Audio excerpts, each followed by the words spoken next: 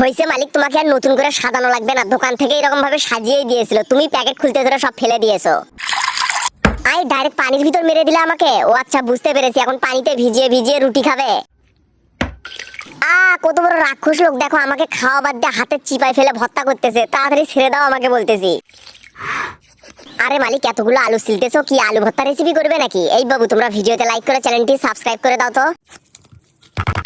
আরে আরে, তুমি আবার আলু ভর্তার ভিতর আমাদেরকে দিয়ে দিলে কি? আলু আর রুটি একসাথে ভর্তা করবে? তোমার তো পুরো মাথা গেছে মালিক। বাবা গো মালিক, যত মশলাপাতি দিচ্ছ তুমি, আজকে যে কোন রেসিপি তৈরি করো আবার দেখিও, মুখে দিয়ে আবার টেবিল ছেড়ে দৌড় মার না জানি। বাবু রে মালিক, তুমি তো আলু ভর্তা দিয়ে লাড্ডু বানিয়ে ফেললে গো। এটা কি আবার রসের ভিতর দিয়ে রসগোল্লা বানাবে নাকি শালা রাক্ষস লোক? আরে আরে, আমি বললাম রসের ভিতর দিতে, তুমি তো আমাদেরকে ডাইরেক্ট গরম তেলের ভিতর ছেড়ে দিলে গো। গেল গেল, পাতা টাতা সব জ্বলে পুড়ে গেল। বুঝতে পেরেছি, তুমি আলু ভর্তা দিয়ে ললিপপ বানিয়ে ফেললে, তাই না? এই বাবু, তোমরা একটু কমেন্ট করে বলো তো, তোমাদের মধ্যে কে কে বাড়িতে এই রেসিপিটা বানিয়ে ফেলতে পারবে? তাড়াতাড়ি কমেন্ট করে বলো।